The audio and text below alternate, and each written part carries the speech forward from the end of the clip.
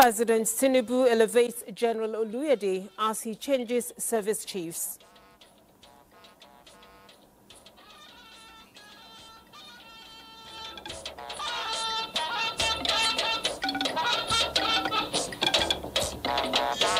We support CBN's fiscal reforms, Nigeria Governors Forum tells the federal government. Governors commended the central bank's coordinated approach. Also on the news, 4 million low-income women to benefit from Nigeria for Women's Scale-Up projects. The Nigerian for Women Scale-Up is reshaping local economies, reducing household vulnerabilities, and positioning women as the true drivers of Nigeria's inclusive growth. Good evening, I'm Lami Ali, and this is the NTA Network News live from Abuja. You're welcome. Tonight, with the stories making headlines across the nation, from Lagos, Hingino John Adams captures the beat of the nation's economic center. And in business, Benny Adams brings you the latest on markets, investments, and the big money moves shaping our economy. So, Benny, what's new in business? Well, we'll be giving you cheering news that Nigeria is now off financial action, task force grey list, which means increased investor confidence. And in the sports corner, Bade Adele has the stories making waves in the world of sports. Bade. Well, Nigeria's Super Falcons are one step away from qualifying for the 2026 Women's Africa Cup of Nations. We'll tell you when we get to sports. You can join us on nta.ng/live. NTA is also on X as NTA News Now. And you can also follow us across other social media platforms. Other handles are displayed on the screen right here on the NTA Network News. Now, let's begin with appointments. In a decisive move to tackle Nigeria's persistent security challenge, President Bola Tinubu has carried out a major shakeup in the nation's military leadership, replacing all the service chiefs and the Chief of Defense Staff.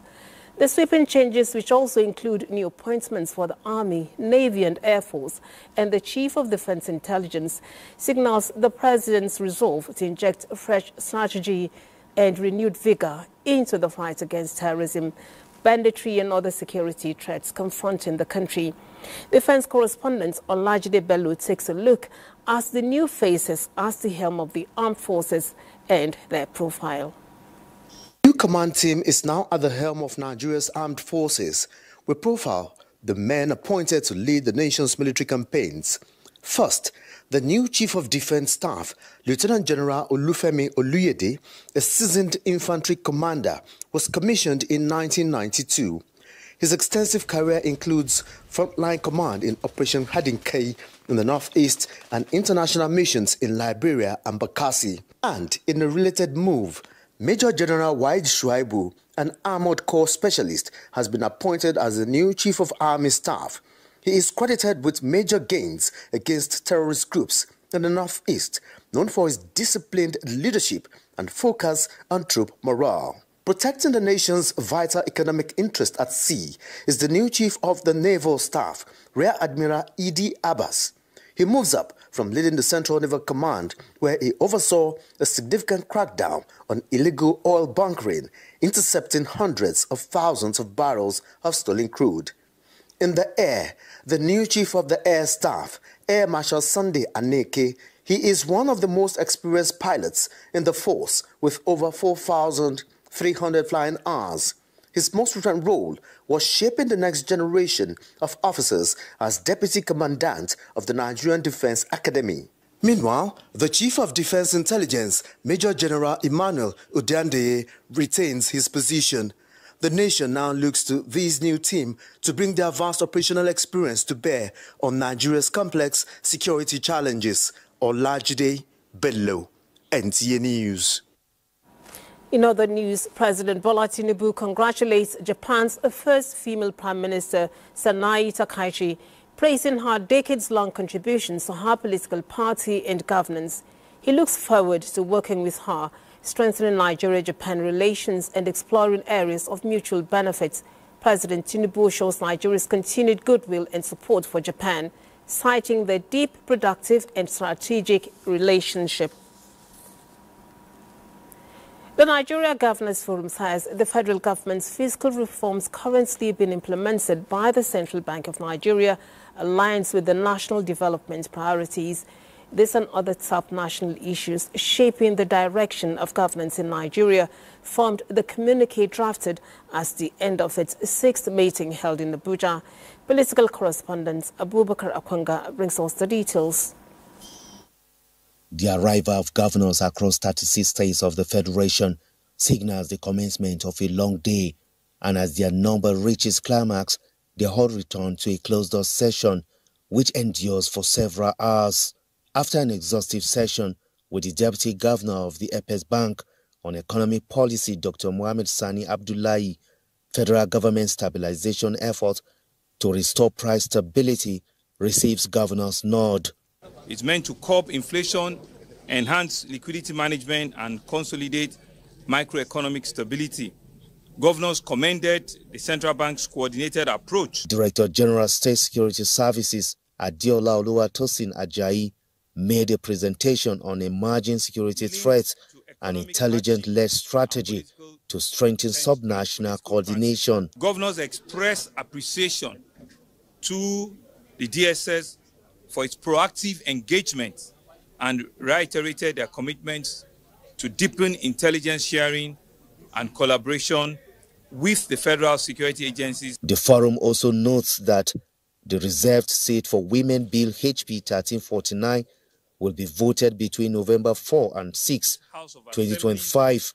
The bill, which seeks to amend the 1999 Constitution, will create special constituencies exclusively for women to contest. In Abuja, Abubakar Akwanga, NTA News.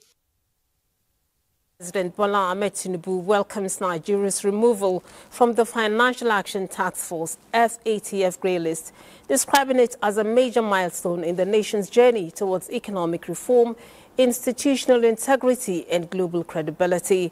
The FATF, the global body that sets standards against money laundering and terrorist financing, announced Nigeria's delisting at its plenary in Paris. President Tinubu said the achievement follows over 2 years of sustained reforms and strong interagency collaboration to strengthen the country's financial system. He commended the Nigerian Financial Intelligence Unit, NFIU, and its director, Hafsat Abubakar Bakari, for leading the process and appreciated support from key government agencies and institutional partners. According to the president, this is not just a technical accomplishment, but a strategic victory and a renewed vote of confidence in Nigeria's financial governance. Now, about 4 million low-income women across the 36 states of the Federation have been targeted for empowerment in the expanded phase of the Nigeria for Women Scale-Up project.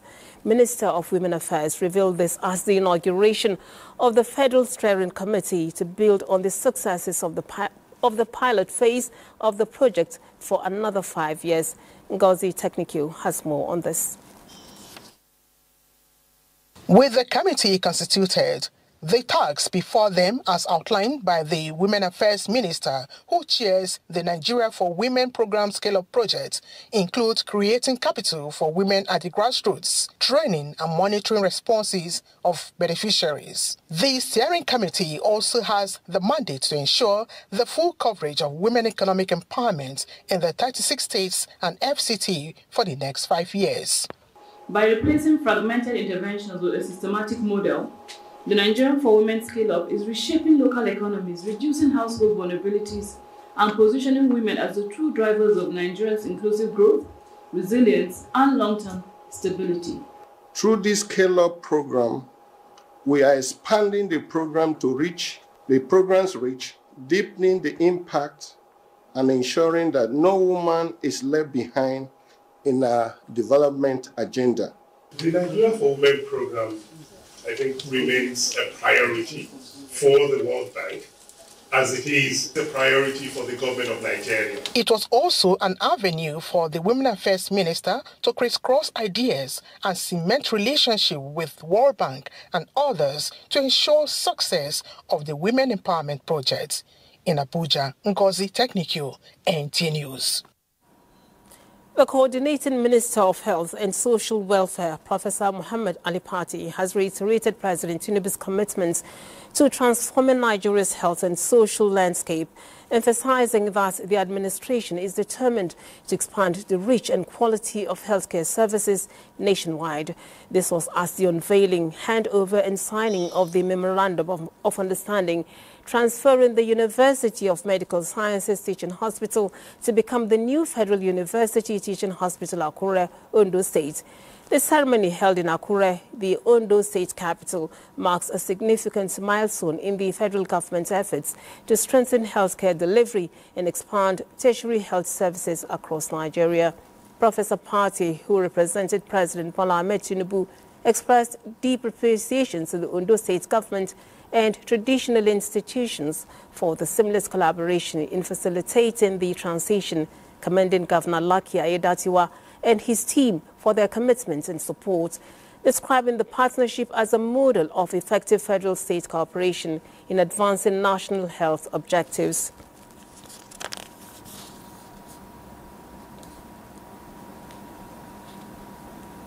We're expanding the footprint of Nigerian health sector in collaboration with state governments. So if we join hands as Nigerians and support the president's effort, I believe over time we'll see the health system that we desire. Akure is supposed to be about 4 local governments, there were only 1. No teaching hospital. Nothing. But Baba Tinubu said it's going to happen on his own time, and he made it happen.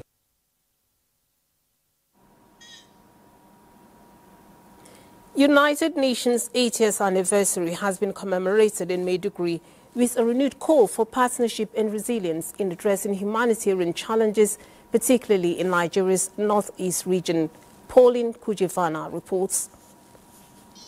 The event, which featured a panel discussion on the theme Building Our Future Together, from Crisis to Resilience in Northeast Nigeria, brought together stakeholders from government, academia, civil society, and the international community to chart a path towards sustainable peace and inclusive growth. Speaking virtually, the UN Secretary General Antonio Guterres reaffirmed commitment to strengthening interventions and empowering local NGOs to respond more effectively to the challenges that this region is enduring, trying to address and support the root causes and promote solutions. To work on this reform of the UN to make it a success and improve the way UN approaches, UN finance, UN support, and UN assist all over the world. Representing Borno State Governor, Secretary to the State Government, Bukar Tijani, highlighted Nigeria's enduring partnership with the UN since 1960. It is the wish and also resolve and focus of His Excellency that we continue to partner even more strongly with the UN. Vice Chancellor of the University of Maiduguri, Professor Lamine Umele, and a representative of the civil society organizations, Abubakar Suleiman, both commended the UN's significant role in supporting humanitarian response across Borno State and the wider Northeast. This commemoration symbolizes a renewed commitment, hope, and collective resolve to strengthen collaboration between the United Nations, government, and local actors in building a peaceful and resilient future for all. In Maiduguri, Pauline Kujevana, NTA News. We pause now for some messages. The news continues after. Do stay with the NTA. You're welcome back. A skills-based revolution is unfolding in Nigeria with over 250,000 young Nigerians currently undergoing training across 2,600 technical and vocational education and training centers nationwide.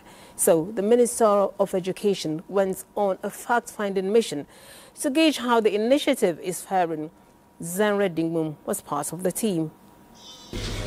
The initiative, part of the federal government's TVET program, aims to empower youth and drive economic growth through practical, hands-on learning, reflecting the administration's belief that certificates alone are not enough. The program blends 20% theory with 80% practical experience to produce industry-ready graduates. With the training, I was able to know more about pottering, and I can able to start something for myself. I want to go deeper inside this training so that I could be able to impart on others. We want them to be employer of labor.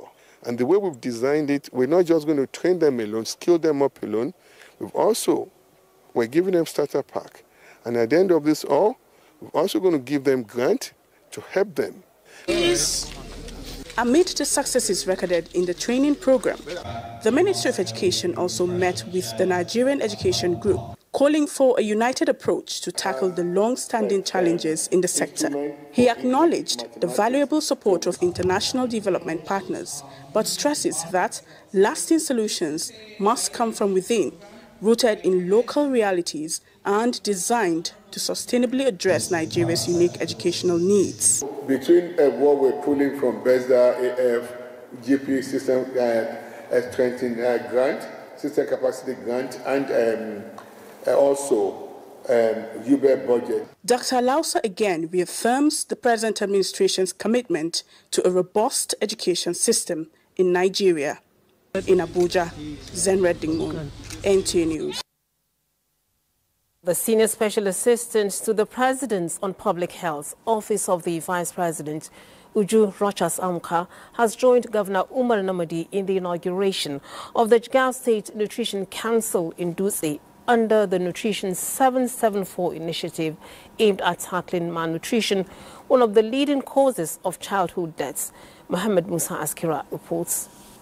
Presidential aide noted that malnutrition accounts for about 45% of childhood deaths nationwide, stressing the need to strengthen nutrition structures down to the local government levels.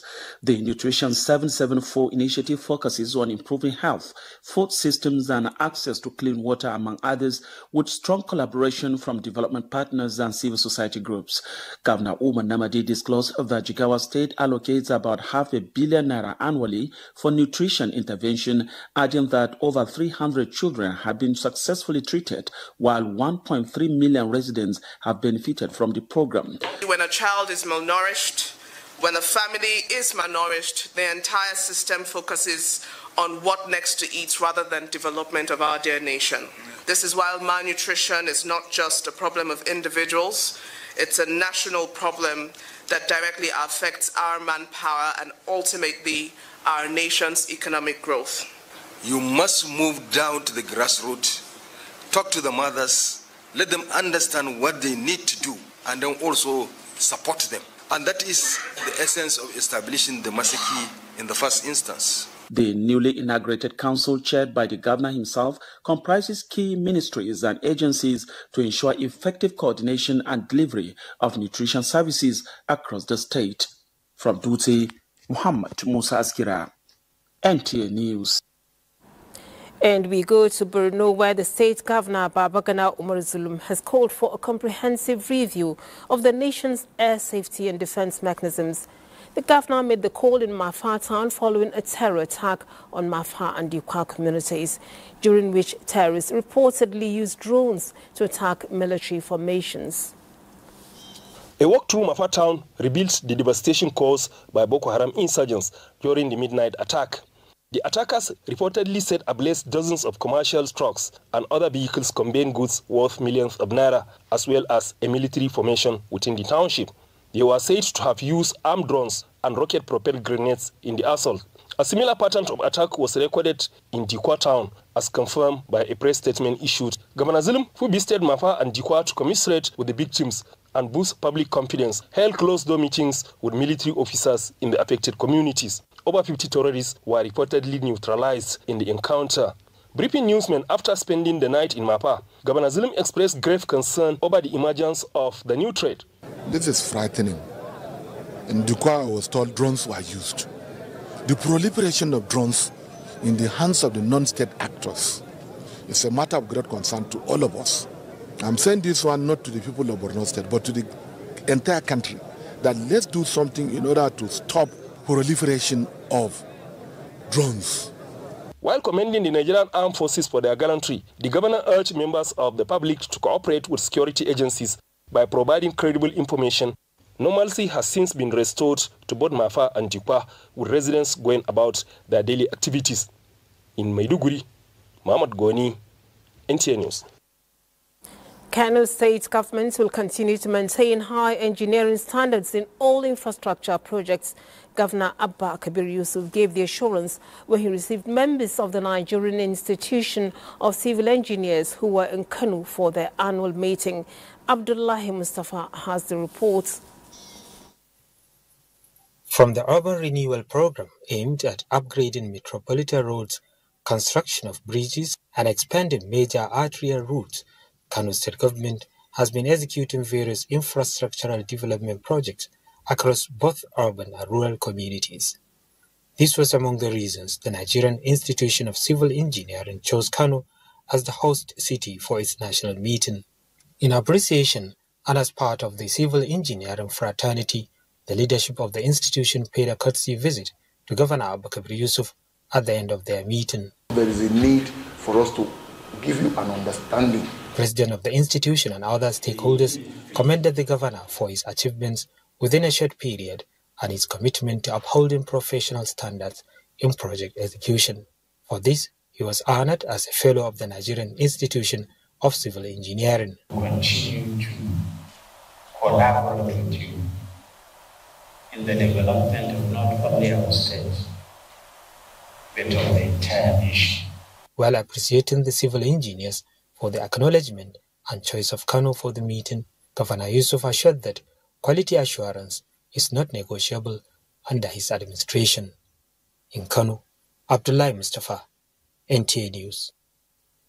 The Nigerian Bar Association, Gombe State Chapter, is confident that the steps taken by the state government to improve the welfare of judicial officers with provision of conducive work environment would facilitate speedy dispensation of justice.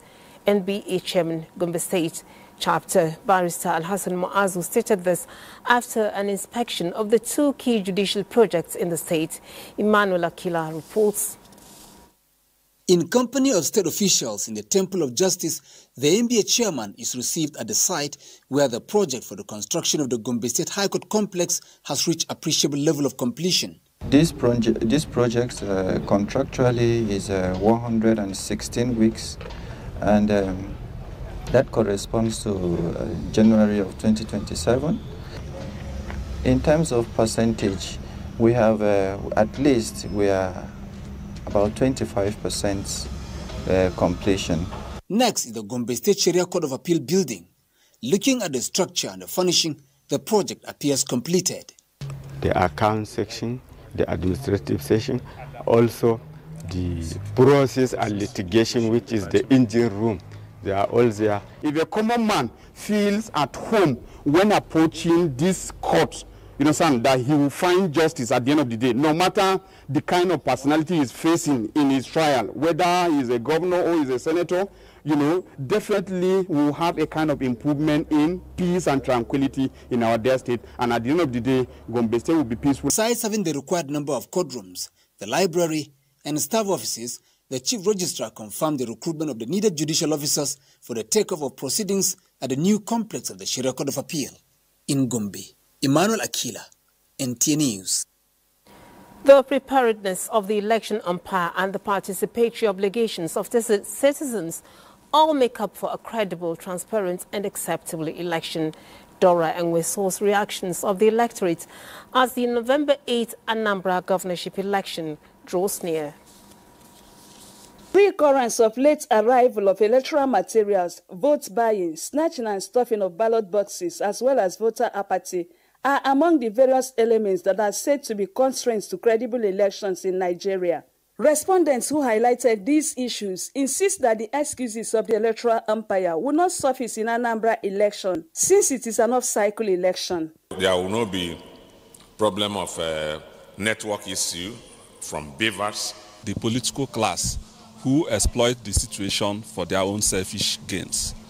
They are the people that make sure the INEC is compromised. With the availability of good link roads in Anambra State, stakeholders maintained that the Independent National Electoral Commission, INEC, has the willpower to redeem its image in this off-cycle Anambra election. We must continue to educate our people everywhere that not to, because of 20,000 naira or 10,000 naira, then you mortgage your own future and the future of your children. They, however, called for sensitization of the electorate to vote their conscience and desist from selling of votes.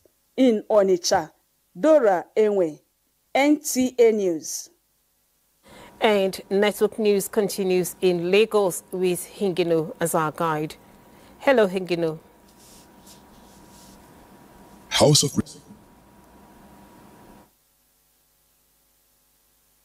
Other stakeholders is prioritizing eco-friendly practices and sustainable infrastructure to build a resilient environment and secure the future of its citizens. This commitment was reiterated at a press conference for the Lagos International Climate Change Summit 2025, highlighting the state's dedication to working with nature and promoting sustainable development. Adejoke Odeka completes the report. Big cities worldwide face climate and environmental challenges, but Lagos,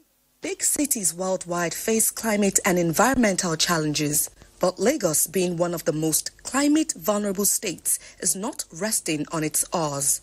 Ahead of the Lagos International Climate Change Summit 2025, the city is proactively turning its challenges into vision, opportunities, and results, showcasing its commitment to environmental sustainability. This year's summit will spotlight the blue economy, harnessing ocean and waterways for sustainable growth, green finance, mobilizing capital for renewable energy, waste recycling, and nature-based infrastructure.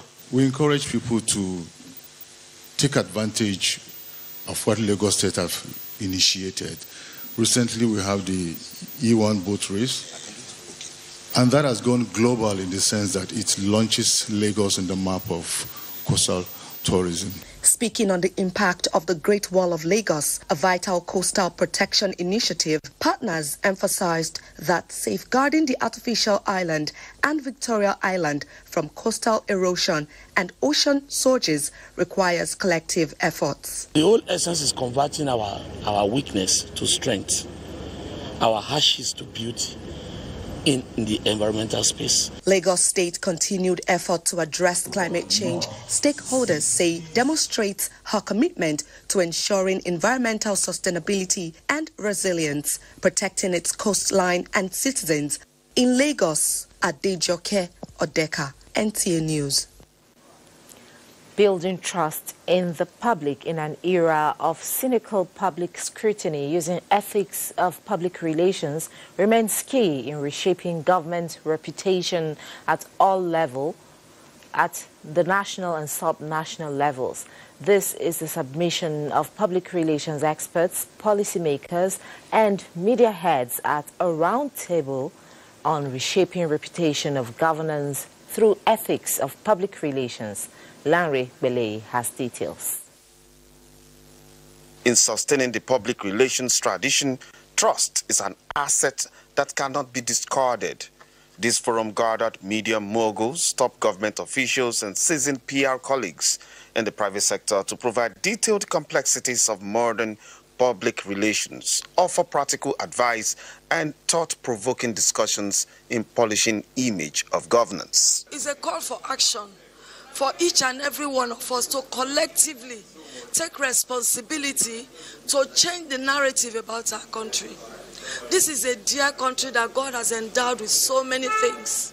Keynote speaker and broadcast journalist John Momo gave proceedings of the discourse where he emphasized that public relations must first build trust that will invariably resonate with the people. Let us pledge that in every statement we draft, every message we shape, and every story we tell, truth will lead, ethics will anchor, and trust will follow. Other guests corroborated same in their speech and panel discussions.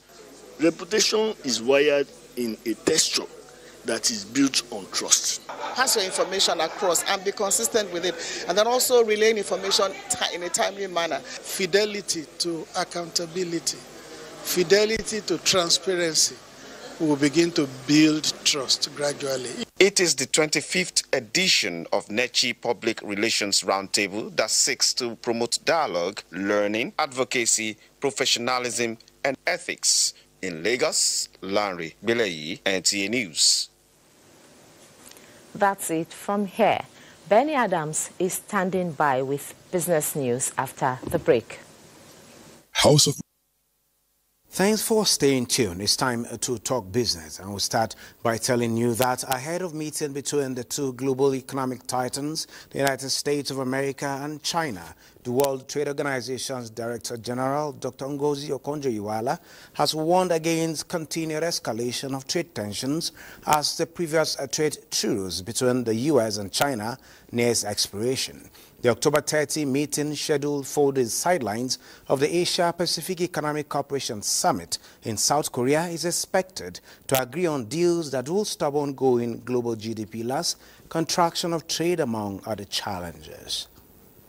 That any kind of decoupling that divides the world into two trading blocks is going to result in significant global GDP losses in the longer term, okay? Up to 7% global GDP losses and double-digit welfare losses for developing countries. So it's not only the big powers or the rich countries that will lose. The poorer countries will lose even more. We'll make a deal on, I think, everything. I think we're going to make a deal on soybeans and the farmers. I think we're going to make a deal on maybe even nuclear. He would now like to, I'm not sure that he did at the beginning. He would now like to see that war end. Well, a deal there will be beneficial to all. Now, talking about the markets in Nigeria, South Africa, as well as Tunisia, it's been a week of bullish wins as the Nigerian equities market closed the week extending its gains across 5 trading sessions as optimistic investors continued to buy. Investors gained 736.48 billion naira as market capitalization rose to 89.80 trillion naira. Dangote Cement, MTN Nigeria, and Guarantee Trust Holding Company are top stocks to look out for. And for the South Africa JSE Top 40, it was a slip at the finish as the market experienced a decline of 0.22%. For the Tunisian Tune Index is holding steady with a 0.58% at the end of week's transaction. That is it on business for the week ended. Lami, you can take it from here. Thank you, Benny. Former First Lady Dame Patience Johnson has urged contestants of the 2025 Miss and Mr. Africa Tourism representing their various countries across Africa to use their positions to promote peace and harmony, receiving a delegation of the organizers of the program. Dame Johnson also urged them to be good ambassadors who project Africa's image to the world by promoting gender-based issues, women and youth empowerment, and child rights acts, encouraging them on peace-building initiatives that will enable tourism to grow. Dame Patience Johnson also urged them to support pet projects of the First Ladies of their different countries while they set their eyes on becoming successful.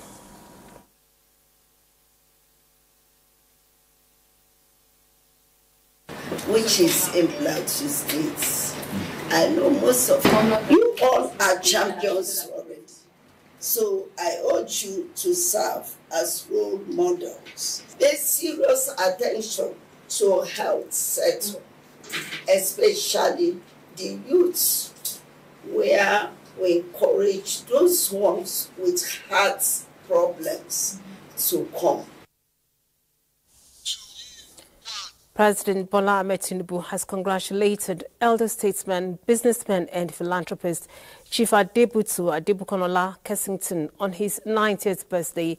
The president described Chief Adebutu as a national icon whose life of hard work, integrity and generosity continues to inspire Nigerians and beyond.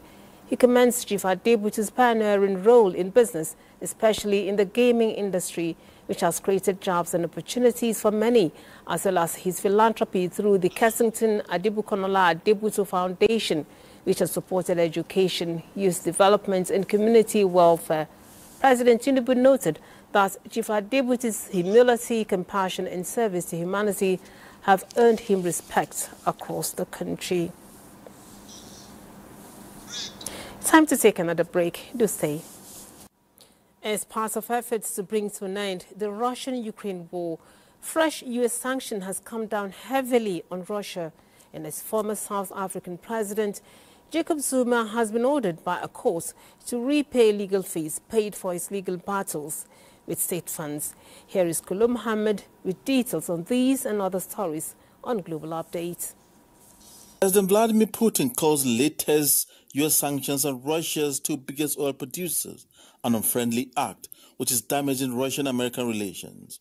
He spoke to the press after attending a meeting of the Russian Geographical Society in Moscow. Putin adds that it will be impossible to replace all of Russian oil on the global market.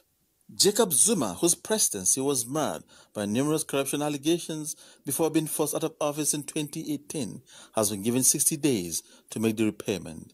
If Zuma fails to repay the sum within 2 months' deadline, authorities may freeze his presidential pension. In other news, the M23 rebel group in the Democratic Republic of the Congo pushed back an accusation that the group stole millions of dollars in gold from a mine located in an area controlled by its fighters.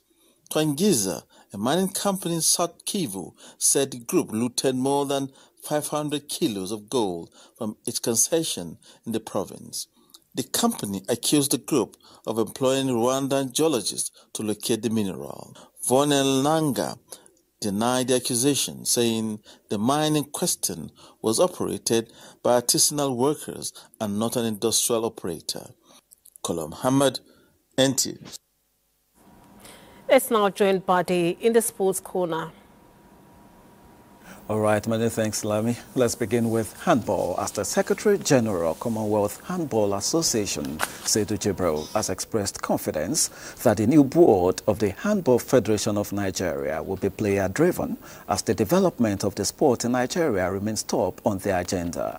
Seydou, a presidential candidate in Saturday's elective Congress, joined other candidates to present their manifestos to the Electoral Committee. He commended the National Sports Commission for ensuring decorum in the build-up to the polls scheduled for Saturday.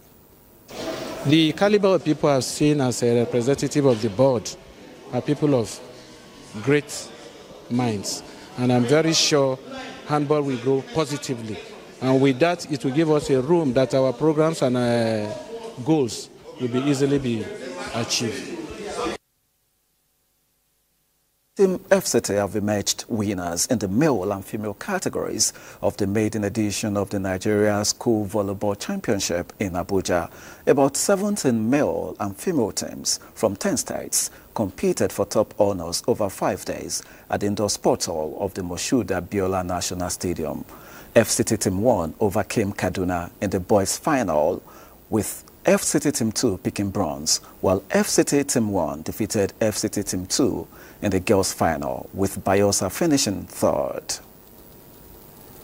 As a result of hard work and teamwork and also good coaching. All these children, wonderful. And I want to tell you that we've just agreed that next year there will be under 12, under 15, under 17. I'm very excited to see the quality of play from our athletes, from our school children. And we even have kids that are as young as 12, you know. It's football now, as the Super Falcons of Nigeria made a confident start to their final round of the 2026 Women's Africa Cup of Nations qualifiers with a 2-0 win over Benin Republic's Amazons on Friday evening in Lomé.